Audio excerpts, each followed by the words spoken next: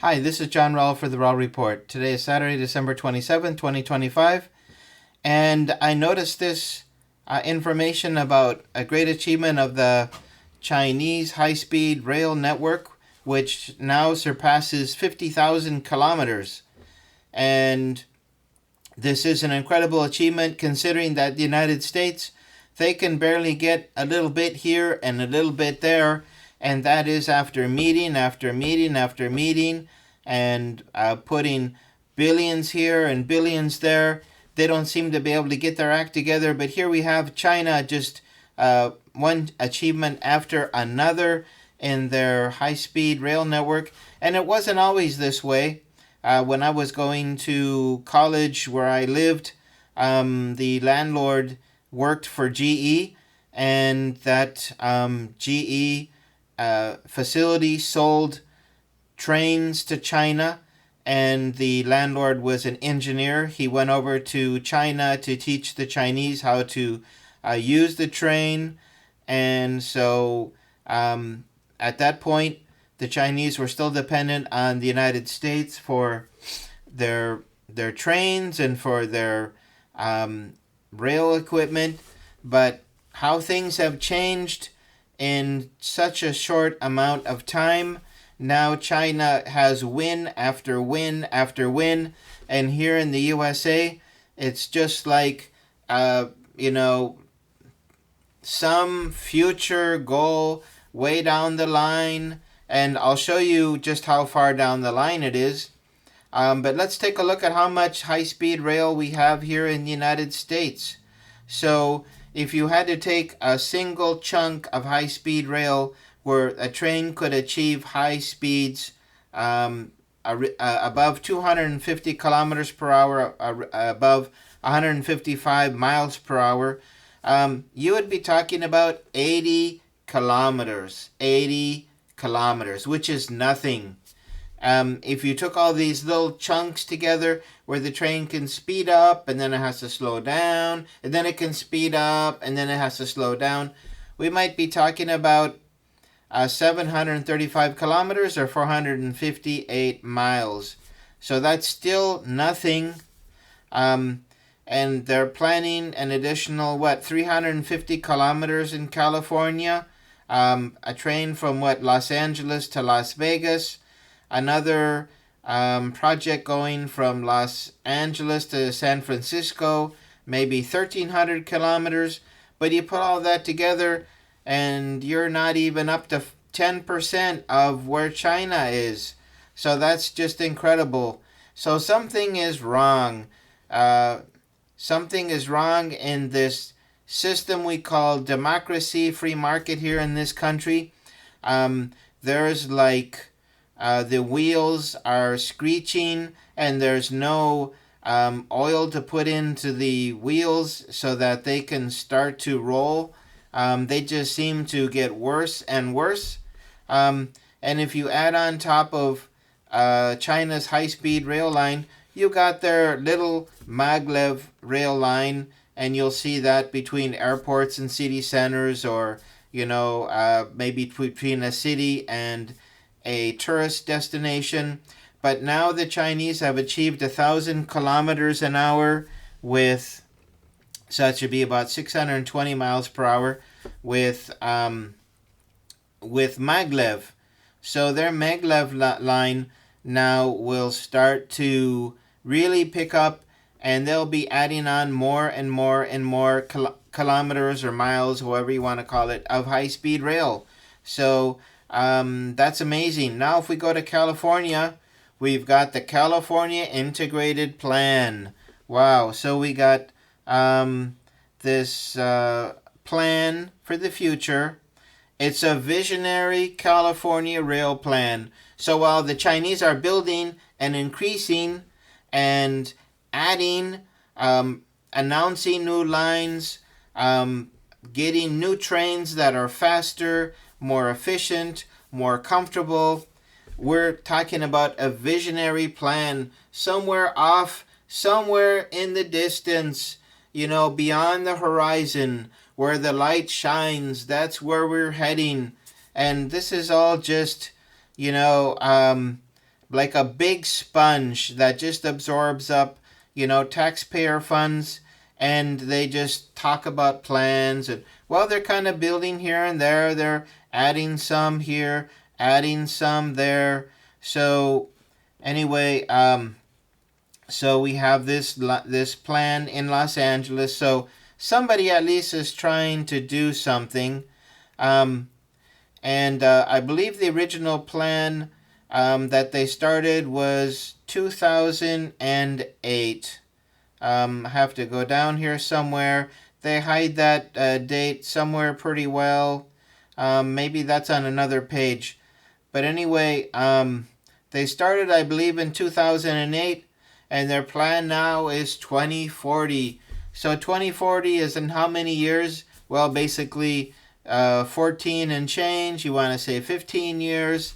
So in 2040, they'll be talking about 2060. In 2060, they'll be talking about 2080. So this is this big sponge, and all this taxpayer money just gets sucked in and just disappears in some magical project, and it never really builds anything. So now they're talking about their, the future plan, and all that it's going to be able to do. And so while California is becoming the leader, well, it's leading like a snail is leading a worm. So anyway, that is leadership, this snail. And meanwhile, there's a rabbit. And this rabbit's called China, and this rabbit is just zooming by. And this snail's like, I'll never catch up. I'll never get there. But at least I'm faster than the worm. So anyway, that is the United States high-speed rail network. And so talk about cost overruns. So here we have Eyewitness 7 News ABC from an article here from Rob Hayes. Another $100 billion needed to complete California's bullet train project. So the money just disappears. Where does it go? It just goes. Gets sucked into the sponge and just disappears. And you know what that's called? That's called the free market. That's called democracy. Somebody gets rich, somebody gets poor, and nothing gets built. That is the infrastructure in a democracy. So anyway, here we have this announcement. When California's bullet train was pitched to voters back in 2008, well, there's the 2008 date, the cost of linking Los Angeles to San Francisco was said to be around $40 billion. Now completing the entire line will cost an additional $100 billion. So they needed $40 billion just for a little chunk. So that's what happens to democracy. They say, we need this $40 billion. And so they use it all up, and they built this little section that sounds so much like, the U.S. and Afghanistan, $7 trillion. And what did we do there? What did we build? What did we achieve? Where can anyone find $7 trillion that was spent in Afghanistan? No, because it goes off. Government gets it, and it just kind of disappears. It fades into the horizon, into the distance, and it like a smoke, and then it just dissipates. So that's what happens to taxpayer funds. Meanwhile, China continues to build and build and build, and they're not, saying, oh, we got these cost overruns, we can't do it, well, we need another meeting, we need to, rethink this, retool, whatever. And the worst thing about it is that, they needed all this money, and President Trump said no. He cut $4 billion from their high-speed rail funding. So maybe he saw that these guys just aren't very good at using money, and the money just disappears into the pockets, I guess, of the people who get the politicians elected. I don't know. I have no idea. I'm just thinking, where did that money go? Why is there anyone checking, doing meetings and checking where all this money has been spent. So anyway, we go back to China, success. The United States, bad. Really, cost overruns, just kicking the can down the road. We were, looking at 2030, then 2040, and it'll be 2060, and then it'll be 2080.